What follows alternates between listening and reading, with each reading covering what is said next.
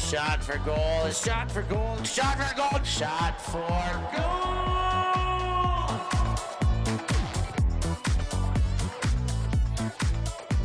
Good morning, good afternoon, good evening. Welcome back to Shot for Goal. My name's Stefan Pazzo alongside Noah Brinkworth. If it ain't Brink, it ain't worth it. I said that online, Noah, and they were like, that doesn't make sense. Like the producers in my ear, like, it's like it will to him. And do you know where I got that from? Actually, if it ain't Brink, it ain't worth it. I don't. I had a friend I worked with in Toronto called Craig Longworth, so it made more sense. And he always used to say, "If it ain't long, it ain't worth it." So I was like, "Oh, whatever." Uh, and so yes, now as much as it worked much better with Longworth, still can't help myself to say, "If it ain't Brink, it ain't worth it." I'll think of some more things I can replace with Brink to make it even funnier stuff. Yeah, for if it you. ain't broke, it ain't worth it. If it ain't, yeah, we'll see. Anyways, we had a lot to talk about with London Invite, and we're gonna get straight into in the last episode. Check it out if you haven't seen it yet. We're gonna get straight into World Under 24 Ultimate Championships, which, by the way, I think it should be U24 WUC for the acronym. Not putting the U24 after the W, it makes it a shitty acronym. FY for the record, not FYI. That's my 2 cents worth on the naming of it. I think it should be U24 WUC instead of WU24 UC. WU24? UC. Go UC yourself. So, yeah. Where do we start? You were playing. I was commentating. It was hot. That's for sure. It was hot. Turf fields, sunny, hot days. I felt for the players a lot because like we were comms, we were good, we were up top. Like it's actually great venue, like stands going either way. So like we were up at the top and we could look at two different fields going on always. Like it sucked sometimes when you're commentating on one game and the one behind you was awesome. You'd hear these roars and you're like, I want to watch that one. But generally it was awesome. Nice breeze and shade.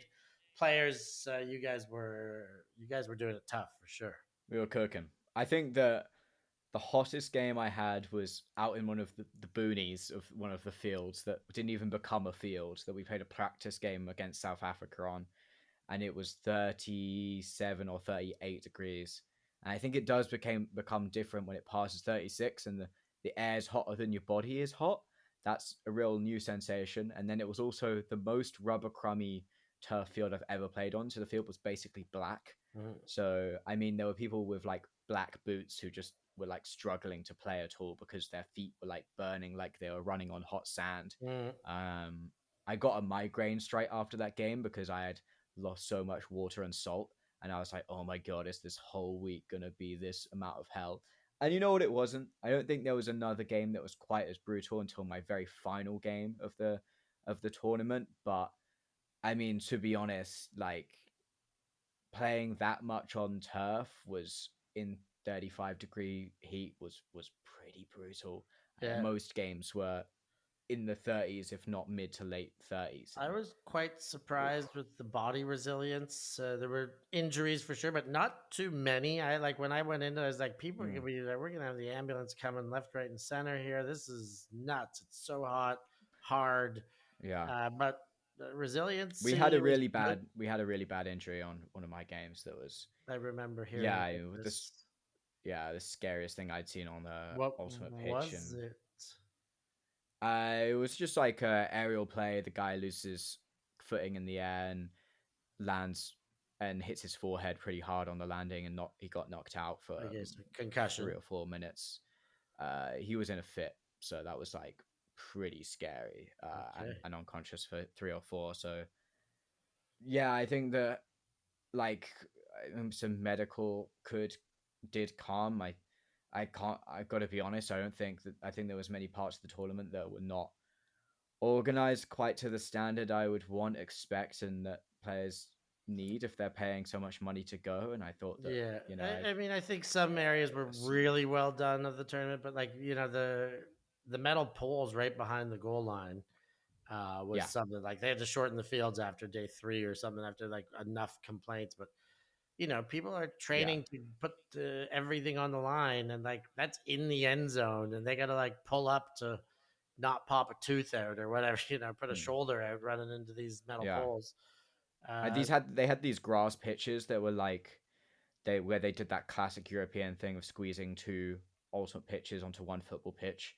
And for one, the pitches they ended up making were 31 meters wide, and that's just like super not acceptable for a world championship event. The width, particularly, I think, really affects how the game plays. If you play on like a 30, 31, 32 meter pitch, it plays so differently to a 37-meter pitch because there's just poaches everywhere. Yeah, yeah. Zone is It's so not much even more poaches viable. that it's just like residual There's people traffic. in the Yeah, way, like right? It's yeah, your traffic. lanes are So clogged no matter what. and then they Uh, made these two pitches and didn't only played one at a time. So they could have just made one at the middle. So mm. yeah, it was so like there was just a lot of things like this that were just a little bit loose. I would say inexperienced. España. What I will See, say, the see, best thing about bueno, this tournament was for me was that everybody was staying in town.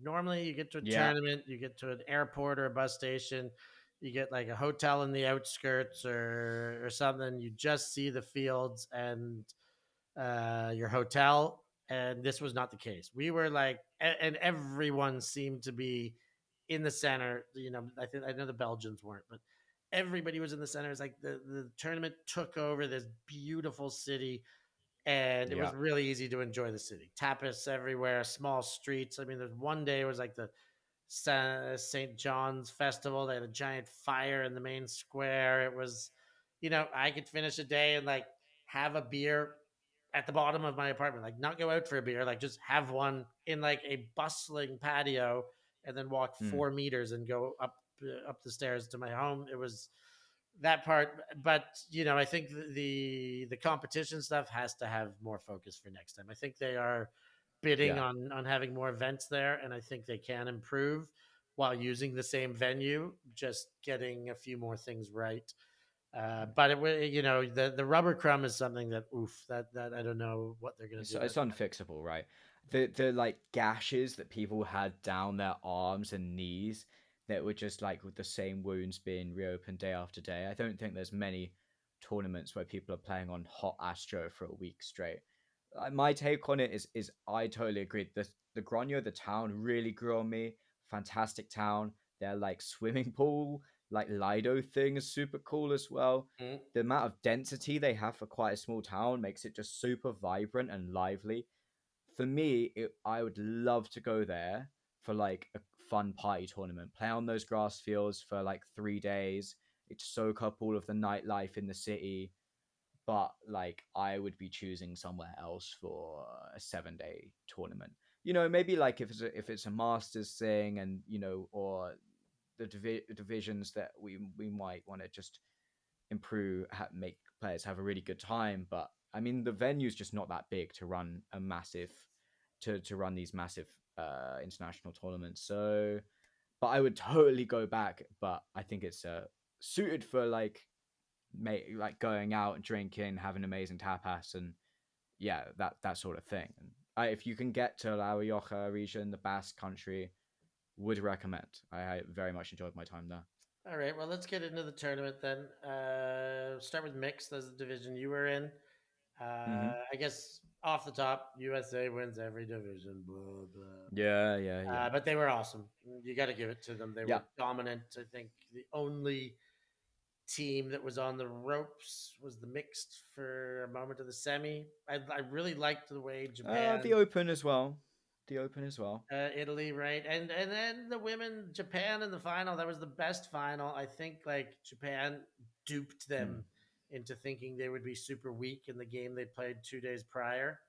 I think Hmm. the last game of pool play or power pool. I don't know how everything's evading my brain to its exact precision now, but yeah. So anyways, each team maybe had a small scare, Hmm. but USA prevailed, went undefeated champions in all three divisions. So let's talk about mixed first. We'll start at the top normally, but since you played in this team in this division, you can shout out your GB experience. Yeah, I had a really great time, Steph, and it's first time representing the country, playing one of these big 7 days tournaments, and I think that if GB is not players even are a listening to country. this, yeah, Go on, go on. just leave me be. Like, if you're a player listening to this and you're trying to get to that spot, I would say that the training you're trying to put in is going to be worth it. Like, I got so much out of the experience. It was worth the money. It was worth the time. The connections I made were just brilliant. And being, if you can get yourself as a player to a U24s, then I think it's massive life enriching experience. The fun times I had with players from other teams as well was super great. Okay, enough I think about our that. About tournament, your yeah, talk about how your team went and how you felt like the team went. we were like, I would say we played kind of at expectations through pools that threw us into a tricky power pool where we had to play Japan and Canada. We lost, continuing with expectations. Then we end up in the 9-16 bracket, won the quarter as expected again. And I think that was the only disappointment when we got to that 9-12 bracket. We ended up losing the last two games.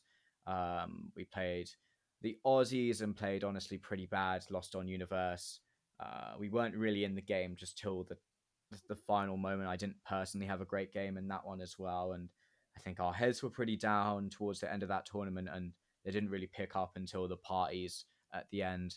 It was a brutal one for us as well because losing that game meant we couldn't watch our women play in the 3-4 game. Bit of a spoiler there, but the GP women were exceptional in the tournament, so we were playing like an 11-12 versus the Dutch for the third time in a season, which we ended up losing by 2, where we were knowing that the women, 100 meters away, were having, one of the games of GB's career and GB's history, and so that was a little bit disappointing at the end. But like Was 12th, did it's you guys feel fine. you were well coached through the tournament?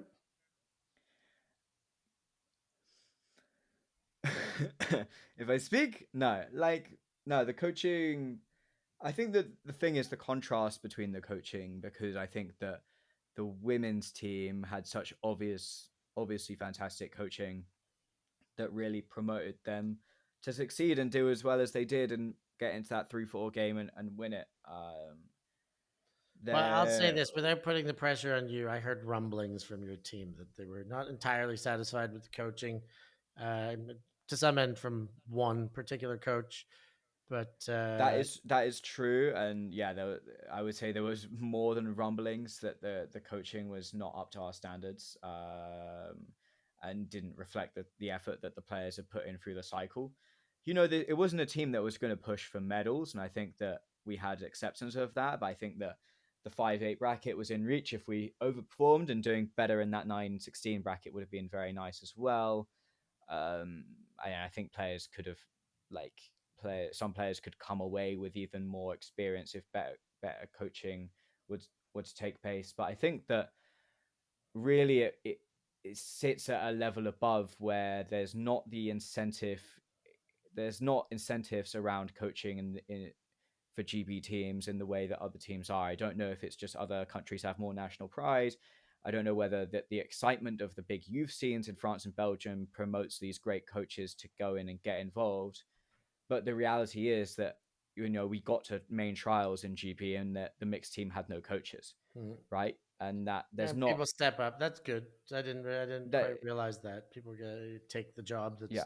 that's non-existent. So okay, Yeah, I think let's. that, but I think we need to as a country take coaching a lot more seriously and make it so that coaches go to these tournaments and end up at least breaking even, if not gaining a little bit of money out of the end of it, instead of it being a cost on the Yeah, coaches. that should that is something that I just do not approve, and we're always looking for ways of finding money for the sport, and Yeah, one thing for sure that should be spent on is quality coaching. You should have to, airfare covered, hotel covered, time off work to go to training camp, that kind of stuff covered. yeah. If not, It a should be proper free and it stipend. should be comfortable. I think Yes. it should be the I actually coaches, do and think then they should like they should be getting paid, but yeah, you can't at a get blood minimum from a free. stone, right? You got to find this money somewhere, and reallocate budgets and all sorts of stuff. But coaching, I mean, it pays such dividends. Anyways, let's move on from that. Let me talk about other bits of the mixed division. I think that if you look at the results, the big upset would be China doing as well as they did. China made their way into the top 8. I don't think we've ever seen a Chinese team do quite so well as a tournament as this U24 mixed team. To caveat that, it was off the back of quite a unspirited and controversial game against the Dutch team that a 100-minute game ended 10-8 and the Spirit scores doled out were a 2 and a 3. So obviously there was, I think the vibe of the Spirit vibe was very bad in that game, as well as the fair-mindedness, the calls made between teams. We had bad experience playing the Dutch as well, so I don't think that, which did improve the second time we played them, it's worth saying, but they're a team that I think it leaves the door open for there to be bad spirit, and I think China is a team that comes into the game with perhaps some bad spirit. So I'm not surprised that game got all a bit shaky, but you would expect that Dutch team to kind of have the class to put away a Chinese national team. However, it looks like this Chinese national team is really good. I heard in their prep tournament they only lost to the Chinese World Games team by 2 or 3. So them getting into semis was pretty impressive. I mean, the other stories were the Canadians were a little bit better than we expected. The Singapores didn't drop away as much as we expected them. They did pretty bad in the 3-4, but they were, in that semi-final position. And I think that realistically, some of their top players like Reynard Chair and Brandon Ong weren't there. So the fact that they were still in that conversation was really good. Canadians, well coached, didn't have the top players. I think that Canadian players should start at that U24 player level. If Danny Proby keeps coaching, should start prioritizing that U24 level as their outlet for play, because you guys have so much time to play college, open and women's. If you band together, I really think that they would have a great shot against the US. And talking about having a great shot against the US, all France needs to do is not have a weird federation that blocks players who are would clearly be massive, impactful players who clearly have the desire to play lots of Frisbee, who clearly have the energy and effort to play lots of Frisbee, to play at this tournament. I think it's stupid that the French aren't letting players like Bonnet, Blanc, and Borneau play at this tournament. And though they did very, very well, you can only imagine maybe they could have won the tournament. Yeah, you can only imagine. Like they had him on the ropes and then imploded. But at the same time, the U.S. a lot of the times it takes a whole game for the U.S. to use their depth and keep deploying defensive pressure, and it takes them a time. They scored 8 in a row to win that game. I mean, it wasn't just a matter of them consistent pressure. It was a bit of both, though. Like they consistently got better as the game went on. They stopped making some errors, and the French imploded. I mean, it sucked for Bloomy that she was part of 3 errors in the implosion, being the American player that with French nationality who picked the French team to play for. I think that was pretty rough for her. The old pissing problem with what's his name? Who was it? Name shame. Yeah, number 81. Now my brain is empty. It'll come. I can't believe. I thought it was. You must feel like such a dick if you piss and you can't. Yeah, okay. And you're taken out. Yes, I had this argument, and so many people were like on either sides of the fence. Game advisors are, controversial. People have opinions that, what are they doing? Are they doing what they need to do? They're extending conversations. They're not clear with the rules here and there. This game advisor, whoever it was, and I don't know where I do know which one it was, but I will not say that, but saw the pissing incident, told the coach that it's a warning. They played their quarter and then went and ratted out to the federation, who would not take the French Federation. No, the WU24s. Well, WU24s. Yeah, So, yeah. so GA, the game advisor, went and told the tournament that somebody was breaking a rule of the facility of the venue. I mean, it's a bit of a do-gooder kind of move. And then to tell the coach that it was a warning, and then for the federation to come down and say, not only are you getting were they wrong, but we're suspending you for a game, and because they told us late, it's not the quarter, but it's the semi they're getting suspended for. I mean, just lame game advisor. I really did not like that the way that was done. A lot of people did and said that rules are rules and they should be followed and they have to be followed. Yeah, but communication's Tell me communication. who those people are because I don't want to hang out with them. Yeah, yeah. I don't have time for people to these rules are rules people, right? There's this thing called common sense. We have a little bit. It's fantastic. If a play like the punishment doesn't fit the crime, right? You just don't. I think that players that the people, the execs, the people in polo shirts, the people who sit in the offices, the people in green polos as well, do not understand the level of training people are putting in to reach this level. Mm. And if you're taking them out the game because they're pissing, like unless the venue is coming to you and saying, if you do not suspend this player, we will never let you.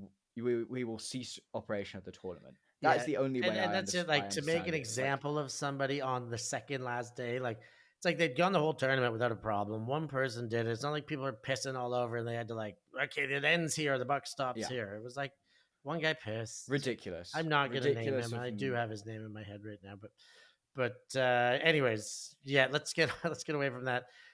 Mixed at the top, USA But won. like, okay, I've got a question quickly about the France thing in general. Let's say, Steph, you're on the France World Games coaching staff, and your sole goal is France do as well as they can in the World Games. Would you let the players play at Of U24s? course. They're all playing other tournaments. They're all playing club or other tournaments, beach. Like, why would they not? Like, we're 5 weeks out from World Games. Like, this is the best thing they could be doing. Like, why do you think every other country is allowing it? Like, US, okay, they're so deep that there's nobody under 24 that made the team. Mm-hmm. But like Canada will do it. Like any other country that has the potential to do it will do it. And I think Yeah. it is like invaluable experience for those players to play internationally, to be the outright leaders of a team. They all would have been for France. Those five, like you take away the bottom five of France and put those as the top five, and it's like wow, like you start saying like these are bottom players now, like unbelievable. Like it would Yeah. they would have, in my mind, without a doubt, beaten the US. They would have won gold, and Mm. they were deprived that potential because the federation is making the call that's better. Now the French have forever been we do it our way and our way is the best way. And I don't know, they don't like the criticism so much. I mean, I've criticized their three-line manner before. I've criticized. Wait, hey, look, you don't. I don't live there, so I'll criticize. Like, they were 10-7 up when and got scored 8 times in a row. Is that because they are an 8-0 against the US team? No, right? It's mentality. It's implosion, right? The best way to fight those problems is to be comfortable in that position playing the US whether you're up, playing the US whether you're down. Your best players just had the opportunity to get that rep at U24s, being up against the US and having to hold it together. And you deprive them of it, right? You deprive them of that opportunity to play a US national team and really compete. I know a lot of those players have had that opportunity as well at beach I and mean, juniors, but I don't mind every so time you much can right do it, now. you've got to go. I don't mind so much. Like, there's only one team that's beat a U.S. national team in 2025. Could have been That's very two. true France stuff. could have been two.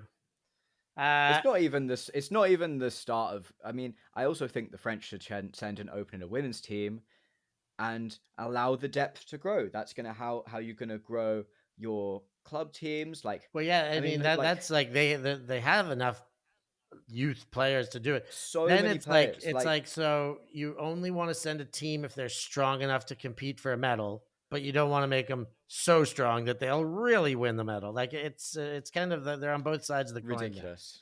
I think we should move away from the mixed division. We could talk ad nauseum. Canada second, or U.S. wins. Canada second. France gets the bronze, beating Singapore. Singapore were silver medalists. They had a lot of niggly games. There's a lot of complaints about their rules knowledge. Czechs, a big shout out to the Czechs. I thought they were great. I thought Mikey They were Lund great. fit in well. I got to hang out with Mikey a lot, which I loved. And so I got a lot of the scoop on what was going on in Czechland. And they seemed to just be loving themselves. I had to slap Christina Tlusta around a little bit after that. She lost to Singapore. She was so invested emotionally. I was like, "You got another game to play. Stop crying. Go play." And she eventually did. She gave me the finger a couple times and told me to f off. But it was good. Anyways, let's go to women's division. U.S. winners.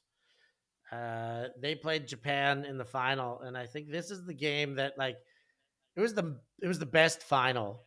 So broadcasting, we were there early. As soon as the doors opened, the only team that was there that early, Japan. They were in the middle of the pitch, screaming in a circle, like in unison. Like I love my impression is bad of the Japanese screaming, but it was like,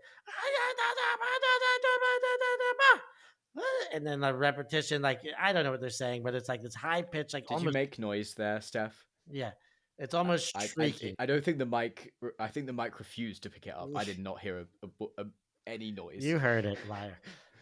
It's like a dog whistle, I did it. but the Japanese were, there was talk amongst the commentators that they intentionally threw their game against the U.S. prior. They were like overthrowing their hucks, and it's like there's no way it was intentional, like thrown, but they may have been taking their foot off the gas and doing some things differently because they got wiped 15-2 quickly in that game. And then 2 games later showed up, fired up. I mean, the whole stadium was doing the Japanese sideline. Yeah, I love the Japanese dance. So sick. I want the lyrics to that too because I will not do it justice. But they stepped up. They did enough early, even though they got broken early, but they did enough early to stay in it and to get the crowd in it. And I mean, if you lose the crowd in a championship game against the US, you're done. You need at least that because you'll get it. If you put up a fight, you're gonna get the crowd behind you. But US were dominant. Phillips, I thought was good. Salil Phillips, I thought Jolie Krebs, as per usual, was Khalil Phillips got a crazy layout D. Like she was like, I think there were multiple times where I like saw the line and it looked like 6 great players and also Khalil Phillips, who was like on a next level for the US women. Yeah. She was crazy good on some of those D lines. So yeah, it was they were absolutely dominant as per always. I'm just looking stats wise again. I mean, speaking to the Japanese, to what you're saying, there's a couple of bad calls. Lauren Gadu made a bad call, I remember, in the first half and insisted on it, I think, after some advising against it. Linkfield was, 3 assists, top scorer in the game. But Krebs was great. Waybright, played an awesome game. That was. They are untouchable. It's Japan threw everything at them. They played the dummy on them, like they played a game without using their tactics and their best players. They came back fired up and still could only 3 for 2 of them, like 15-10 in the game. And I know I talked to Jolie after the game and she was loving life. They were stoked. They were ready to party. They were just there cheering on the next 2 teams as that was the first final. Do you think that I remember in Nottingham the like Japanese were really distraught after that loss, and it felt slightly more to me that they were kind of like quite happy with their performance after that one in the final. Like I think the Japanese professionalism on these U24 teams, by the way, is really really impressive. Like when we played them in the mixed division, they were so fit, like so much fitter than us, and like the open team was also Yeah, impressive. how was This the women's team interview has in the been open good. game against Italy? Do you remember that interview? I didn't see that. No. He like same, just basically wouldn't answer it. Like I asked him some questions about defense, and he started speaking in like I'm speaking in English. He speaks Japanese. He starts responding in Spanish, pretty broken, slow Spanish. I speak a bit of broken Spanish too, but like we are Team Japan. We're here to win the gold medal. We're having fun. This is what he said in Spanish. I was like, God, these guys just won't give a damn thing. I love I how love it. serious they play it. You know, the next interview we Mm. had him for, I got producers in my ear like, should we even bother with him? I was like, I'm just gonna ask him something random. I was like, hey, have you had Japanese food since you've been in Logroño yet? And he still gave a random answer that didn't answer that question. So it was yeah, it's good. I love the Japanese. They are. I was asked which team is the swaggiest here. Which country do you think is the swaggiest? And I gave it good thought. And then in the end, I was like, it has to be Japan. Like they are so cool. They Mm. don't care about anybody else. Everybody wants to trade with them. They hang out Yeah, on their own, they do their know own it as thing. Like, well. yeah, they are good negotiators with their trading. Like, yeah, Japanese are swaggy as hell. You know, I barely use the word swaggy. I'm nearly 47 years old, but I can still give it to the Japanese that they are very swaggy. Uh, Yeah. anything else you want to touch on in the women's division? I mean, let's try. I mean, Oh bronze yeah, medal there game. is certainly something I want to touch on. Bronze medal game. Let's go there. So Um, Japan and USA were great. Bronze medal game. Canada were the favorites. Canada went out on top. Take it from there, Noah. yeah, they did, and they came into half 8-4. And GB had the mentality to rally, and they got breaks back. They made huge plays. The crowd and the sideline, the crowd was certainly behind them, and was. I've heard that they booed the Canadian Open team off the field at a point. They were rowdy, I would say, filled with some of the Open boys and also a lot of friends and family. But they, I mean, it was 8-4 to 15-11. Not even close in the end. They just kept grinding. I think they're a It's an team with 11-3 run. great depth. Yeah, great depth. And I think their top players up and down the field are comfortable playing O and D. So when their best players had to go out and break and play D points, they were totally ready to do so. Um, Give us yeah, the I shout mean, outs. Who are some of the players that you think stood out?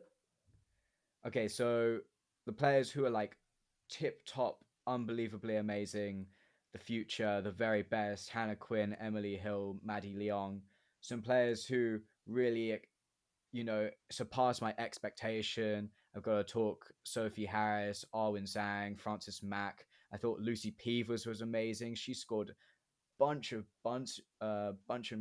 goals. I thought I think Rosie Coward's great. CJ Rosie Cow is great. I mean, Rosie Cow has been great for years and Mm. years, right? Since like But 2020. I Oh, definitely since the remember watching her score a post couple pandemic. goals Hmm. on Field Pass. That Field Pass makes your eyes go squirrely. But I definitely Yeah, believe. I want to ask how you found that, but yeah, I think And she's who's great. crop top? Is that Rachel Thompson from uh, Uh, from Deep Dish? Rachel Crop Top from Deep Dish. Crispy's significant other. Yeah, Cat Johnson, right? Cat CJ. Johnson. CJ, that's who you're talking about. Okay. Yeah, she's ridiculous. She's played like not even 2 years of Ultimate, I didn't really and get to see her she's play, but at the bar that night when we went out for when you dragged me out so far for what's it called, karaoke, uh So what do you mean so far? It was 12-minute near walk. I was town. like, we're right in the heart of town. Anyway, 12-minute walk. yes. Comments get on his No, ass. 16 minute. It 12 was minute 12 walk. minute once I checked. 16-minute walk. He's like, get out of here. But I was already there. I think I was most mad because everybody else got on me. Like, how far are we going? I was like, I don't know. Noah said to go here. But all of her teammates or your teammates were bigging her up, CJ, and saying she She's played very well. And I good. thought, first time I met her, playing in Portugal. I was like, wow. I gave her a nickname right away because she was good right away. So happy Yeah, to yeah. hear that she was going well. But I've okay, yeah, got the I've got Brits, a like couple that's more. Sorry, historic I've got a couple for more the shout Brits. outs. First We got to shout medal out at under Sophie 24. Chowgul. Who? She got a Sophie Chowgul. I'm not Okay. sure how you say her surname actually. Top statter. M Stu Alex Numa also played fantastically. Not only it's the first medal since 2010. Since the non-USA under 24s, Is it yes. 2010 or 2013? It's 2010, the first one. In Yeah, Florence was yeah. The 2010. women. I think it might be the first medal since 2013. The first one from the women's division since 2010. It might be like the best thing that's happened for GB Women's Ultimate ever. I know a lot of people were Uh, really gushing with emotion uh, on site, but also on the socials. Like people were blowing up. I know Derbs and Hoagie and uh, Carla Link. Everybody was, everybody in the UK was posting and just so stoked about, for them to have made it that far and then to like leave their best performance for last and to come mm, from, to overcome the most adversity in the last moment was really, it's an inspiring way to do it. It's great. I think they captured as much attention as any team there and are deserved to be celebrated. They were a great team. they were a great team, and I think it is such a positive change for UK Women's Ultimate. I think that those players got such a positive experience, developed so much. They're going to take it back to their club teams. I think hopefully in the next 2 or 3 years, also a team of these players might pop up one day. And I don't have any insight on that, but I think that there's a lot of spread, a lot of parity around in the UK women's scene, and I would be interested to see what happen if a lot of Connections these happen. top players, as they Connections happen. You develop, win with you coalesce. win with some players, and you want to. I mean, I will pat my own back, but the Tokai Super Team effect that went into Beach Worlds last year. Christina Tolusta played for Valkyria because of her connection with Sarah Eklund. Luca Tognetti Mm. played for Jet Set because of his connection with Lander de Kran. But we've seen in the European women's scene, like capturing all the players, Jinx capturing all the players.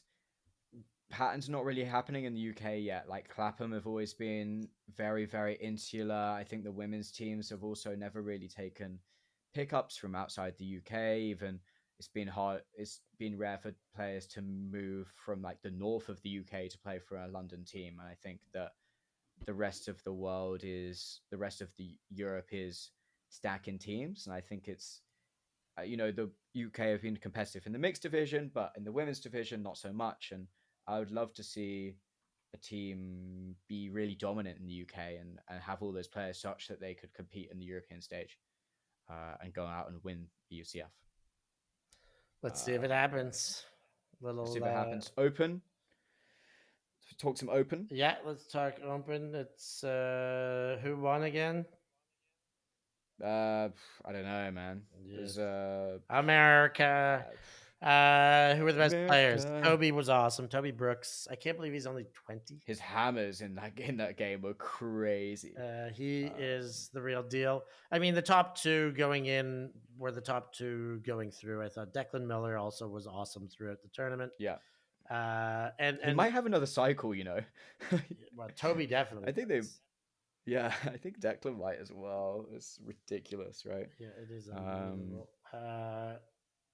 The Clyburn I thought was really good. Clyburn was great. I thought Vettengol or something like that, Wettengel, Wet and Gel, was marking. number 77. Yeah, he was marking De Krana, and he really stood out for me. He was not a player I'd even heard of going into the tournament. And he was solid. Like Yeah, their top makes it scorer scary to throw to him. was Declan Miller. Mm, Then Singleton, captain, who was also good. I mean, Rutledge Smith they were just like, I mean, you don't even need to name names. They were all good. There was not one player who underperformed. Everyone nope, was involved. no weak links. The lowest score was Eli Freed, but I know that he was doing his job, like role playing, getting like, I didn't see him make any Glue mistakes. guy on the O line, right? Yeah, they're like they were just all awesome, and so And they beat. I mean, they spanked Belgium. yeah. So Belgium, I felt bad for Toba. He was all eyes on him, and he made the two mistakes he made early: the throwing mistake, and then the casual drop, and they got The one broken hand. so quickly. Yeah, like the one hand, just casual drop. They got broken so quickly. It was deflation. But Belgium was deflated, and that's it. Like you play from behind on USA, that's one thing. But you play from behind with like the world watching and like it was just you could see the heads dropped right away. Like I called that game. I did my best to give it energy, but I knew from the beginning that we were in for a bit of a snooze fest of a game unless you're a US fan because it was just there was no getting back into it by all accounts. The sideline energy could not get back into it. There's a couple players. I heard Don Demarais was really one of the super vocal voices on that side. The interview at halftime by Coach Iani was uninspiring. We're not executing our game plan. We won't go down like this, but they did, and like he didn't really have any answers as to how they would respond. Uh, they, they needed, I feel like they lost the same way they did last year, and they didn't really learn the lesson. And it's tough. You're playing against the best coaches, the best players. They've got you more scouted out than you've got them. That's the truth. They've got more resources. They've got more time they're dedicating to that scouting alone. They got less worry about what they do internally. They know they're deeper and stronger, and they just got So how do you even outclassed. scout the US team as well? I think that your best play is to take time to make a counter their scouting plan, right? They're going to look at you, look at all of your best players, look at your strengths. They're going to do something. You got to plan for that, right? Planning to stop their offense is like, I mean, what do you do? Because they're so resilient. You take a player out of the game, they use the other six, right? So you hope their offense doesn't execute as they did when they played Italy in power pulls, and then you hang on for dear life, and they did not hang on for They dear did not life, hang and on for dear life. yeah, They got blown out of the water. They tried I to thought the US just made the field look so small. Yeah, It they just they like tried to start using their depth as they got going. Like after they were down, Belgium did, and it was like okay, they got a point or two going through players that were not doing much offensive contributing prior.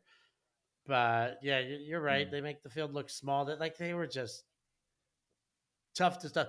Now, basically Belgium had to play a perfect game to beat them, and I think they knew that all too well, and that was mm. where the pressure came. I think like had they gone in with a lighter mentality, like let's just do our best. Our best is good enough. If our best is like we lose by 5 or 6, we lose by 5 or 6.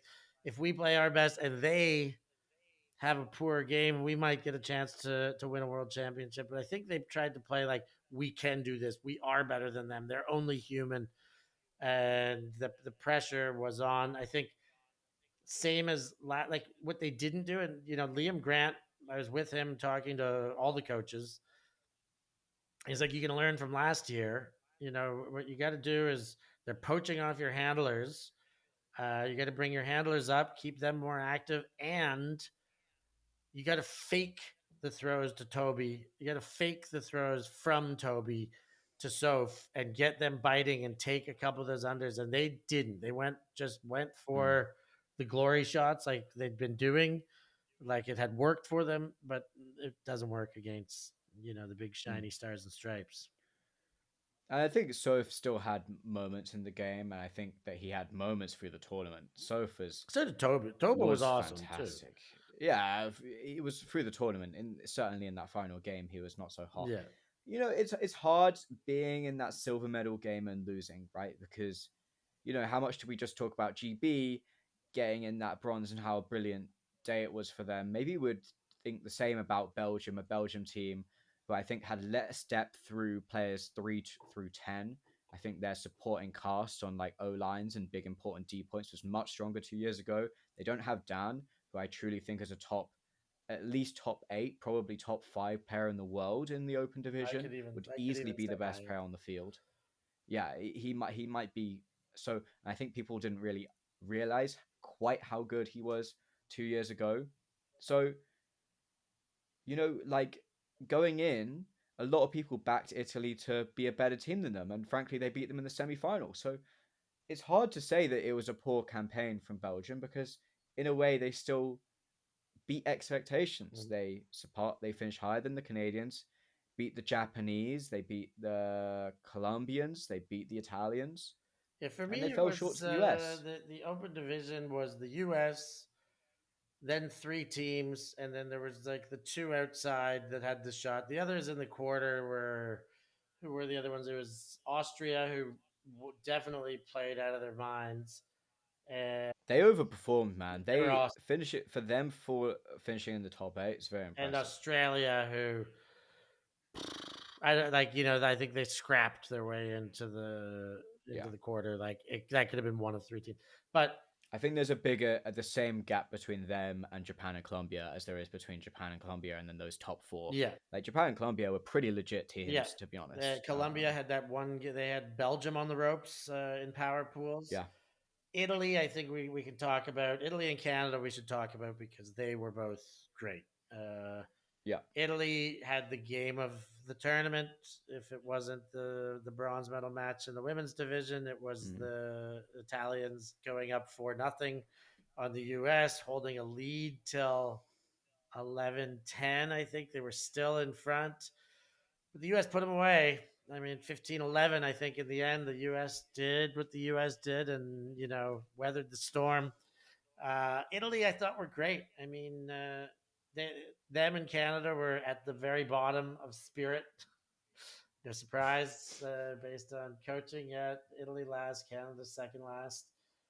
Uh, Italy's small ball was awesome. They really Yeah. moved the ball well. Their handling set with Paul Talk, with Mancinelli.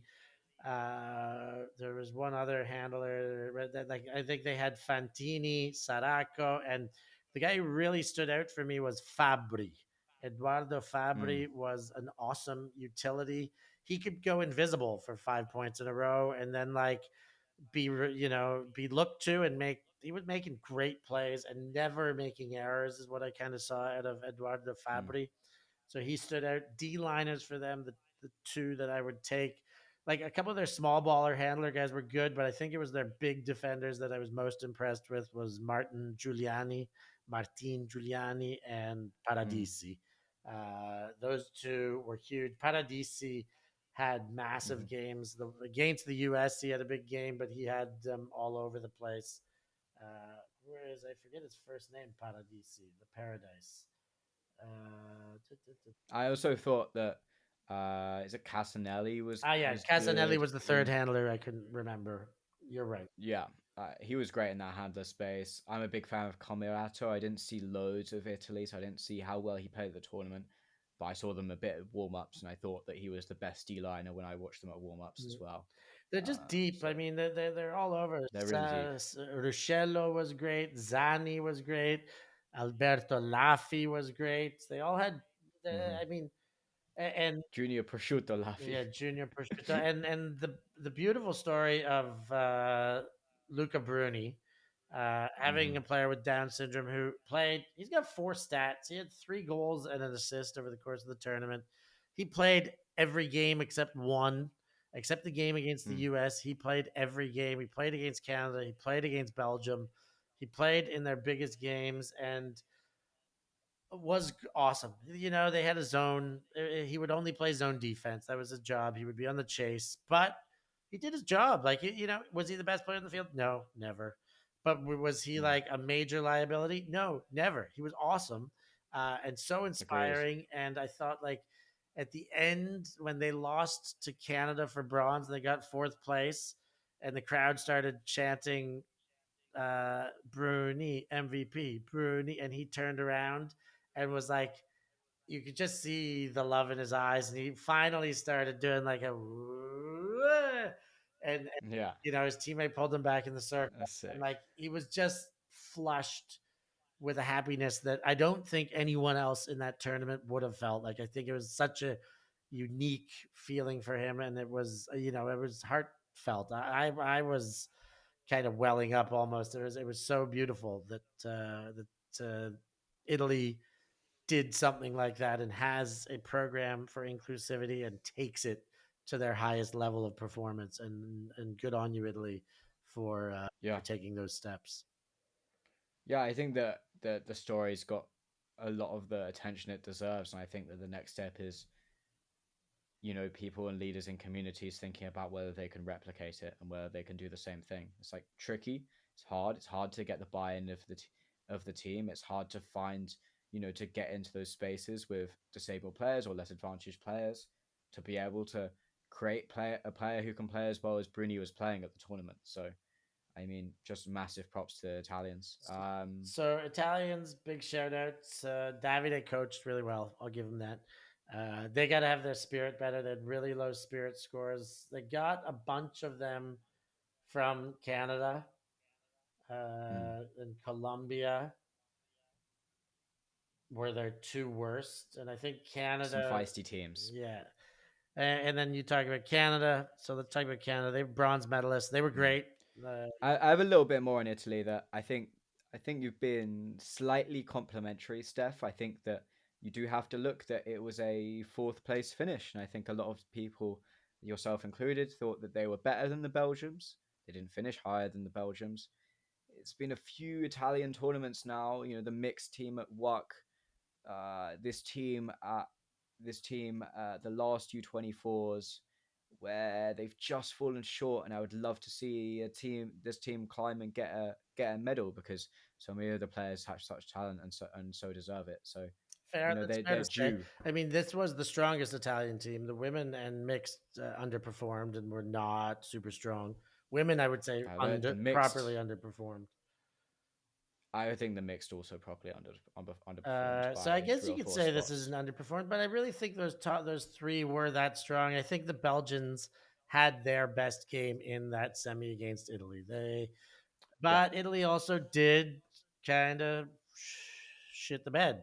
Mm, I know Fantini had the last yeah. turnover that was a throwaway, and I know I felt bad for him because I saw Davide went straight over to Mm, him after the game, and pressure cracks sometimes, and they cracked. So I mean, it's fair. Yeah, they should have done better. They know they should have done better, but I mm, think that 2, 3, and 4 positions were, you know, they could have gone either way. I don't think there was much yeah. that separated Canada from Italy from Belgium.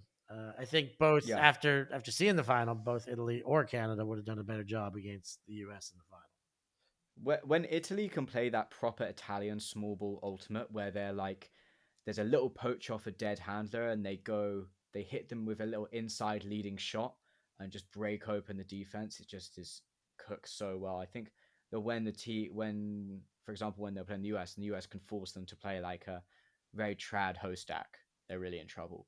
But when they can play that like four handler dominator sort of thing, and they don't the lane doesn't get too busy, that there's like a poach block, that the Italians are pretty difficult to stop, pretty hard to defend in 1v1s. Mhm. Um, yeah, I think let's talk about Canadians next, Steph. Yeah, Canadians.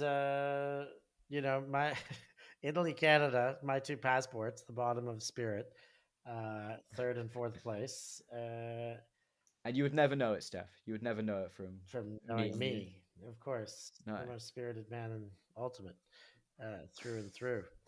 No comments here. But I mean, the first name, unfortunately, that comes up with Canada is Podnar. And Podnar was a villain. And I think his first streamed game against Japan, and another Japan Canada Open game Mm. that just showed this spirit. I mean, the Ulti World put together a package in that game that I think was 6 and then extended to 11 incidents that Podnar was involved in either fouling or being fouled and being in a foul Mhm. call. And he was bumping the mark, and he was going against advisors' advice.